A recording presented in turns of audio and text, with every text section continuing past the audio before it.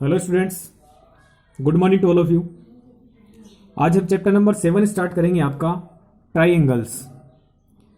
तो देखो, ट्राइंगल के बारे में आप वेल नोन अवेयर हैं कि थ्री साइड से क्लोज्ड जो फिगर होता है वो आपका ट्राइंगल कहलाता है।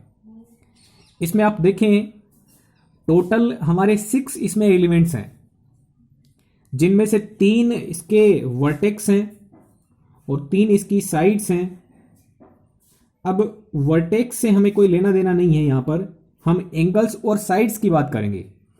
तो यहां पर आपके 3 एंगल्स हैं, ए बी और सी, और 3 इसकी साइड्स हैं, ए बी, बी सी और ए सी।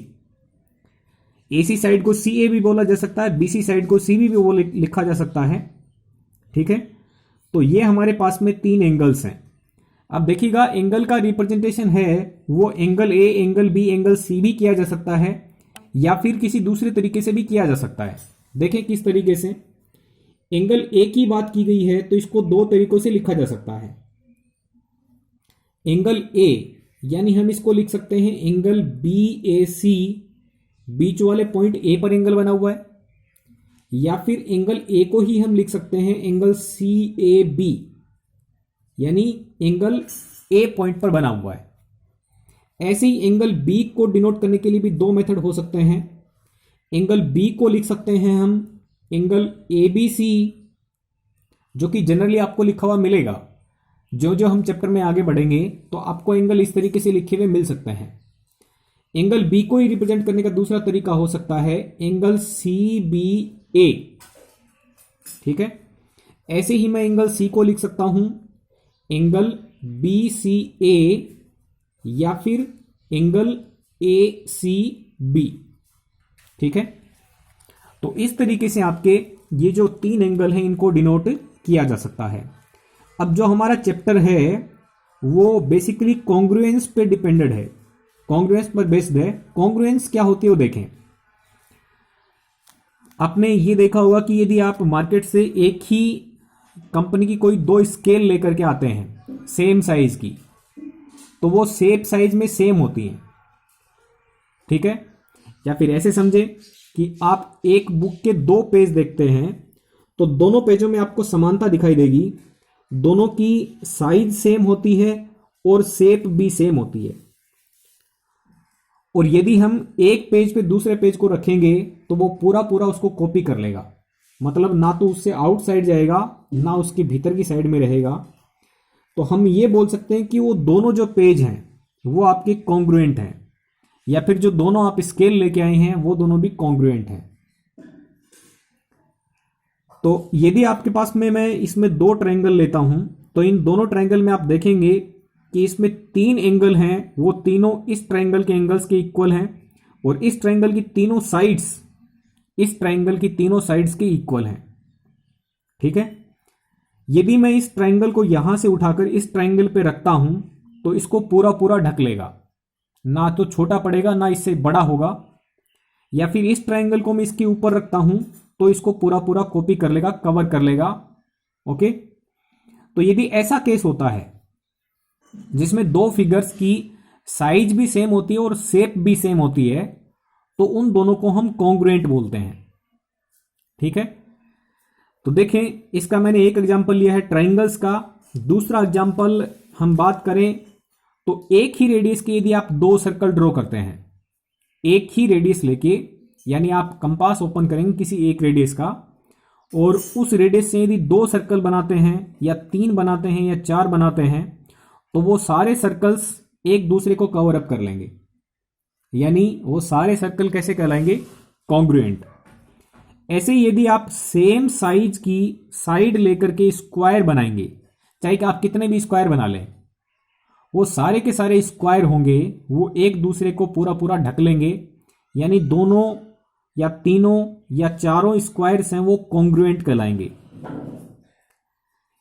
एक और वेल नोन एग्जांपल हम हमारे घरों में देख सकते हैं। जो फैन होता है उसकी जो तीनों ब्लेड है वो तीनों ब्लेड कॉन्ग्रुएंट होती हैं, शेप भी सेम होती है, उनकी साइज भी सेम होती है। यदि एक ब्लेड पे दूसरी ब्लेड रखी जाएगी तो वो एक दूसरे को पूरा ढक लेंगी। ठीक है, तो वो भी कॉन्ग्रुएंट कहलाती हैं। तो हम ट्राइंगल में कॉन्ग्रुएंस को कैसे डिफाइन करेंगे? If two triangles are same in shape and size both, size भी सेम होनी चाहिए और शेप भी सेम होनी चाहिए, तब उन दोनों ट्राइंगल्स को हम कॉन्ग्रुएंट बोलेंगे। और कॉन्ग्रुएंट का ये साइन होता है, नीचे इक्वल लिखा जाता है और इसके ऊपर एस टाइप से एक लहर बना दी जाती है, तो ये एक सिंबल होता है कॉन्ग्रुएंस को रिप्रेजेंट करने का।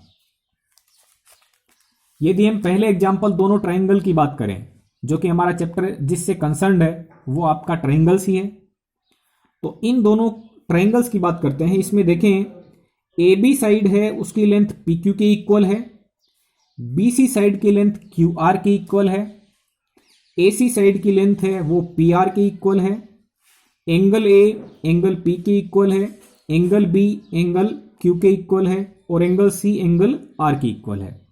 यानी टोटल 6 एलिमेंट हैं वो इक्वल हैं। इसके तीनों एलिमेंट साइड वाले, इसके तीनों एलिमेंट साइड के इक्वल हैं और एंगल वाले तीनों एलिमेंट्स तीनों एंगल्स के इक्वल हैं। तब हम बोल सकते हैं कि ये दोनों ट्राइंगल कॉन्ग्रुएंट हैं। और इसको रिप्रेजेंट कैसे करेंगे? Triangle ABC is congruent to triangle PQR. जब हम इसको रिप्रेजेंट करते हैं तो हमें ध्यानपूर्वक ये सोचना पड़ता है कि ए वाला एंगल जितना है उतना ही एंगल पी पर बनना चाहिए, एंगल बी जितना है उतना ही एंगल क्यू होना चाहिए और एंगल सी जितना है उतना ही एंगल आर होना चाहिए।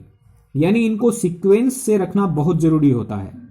जब भी ये सिंबल आपको मिल जाता है उसका मतलब सीक्वेंस रेडी है, यानी इनकी सीक्वेंस है उसको फॉलो करना कंपलसरी है। ठीक है,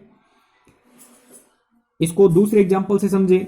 जैसे आपको लिख के दे दिया, यहां से तो आप ये कंक्लूजन निकाल लेंगे, दो फिगर दे रखे हैं तो फिगर से आप लिख सकते हो कि ट्राइंगल एबीसी ट्राइंगल पीक्यूआर के कॉन्ग्रुएंट है। लेकिन आपको फिगर बना के नहीं दे और आपको इस तरीके से लिख के दे दे, triangle LMN is congruent to triangle STU. इस स्थिति में क्या कंक्लूजन निकालेंगे आप? इस स्थिति में टोटल 6 कंक्लूजन निकलेंगे। L M side will be equal to S T side. शुरू वाले 2 पॉइंट से बनी हुई साइड कौन सी है? L M. L M will be equal to S T, M N will be equal to T U, M N will be equal to T U and L N will be equal to S U. यानी इसकी तीनों sides के equal होंगी, corresponding sides. Angle L will be equal to angle S, angle M will be equal to angle T and angle N will be equal to angle U।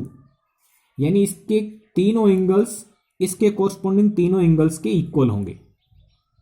Okay students, तो ये आपको ध्यान रखना है। Exercise से जो related आपके rules होंगे कॉन्ग्रुएंस के, वो हम नेक्स्ट वीडियो में डिस्कस करेंगे। Okay students, thank you very much.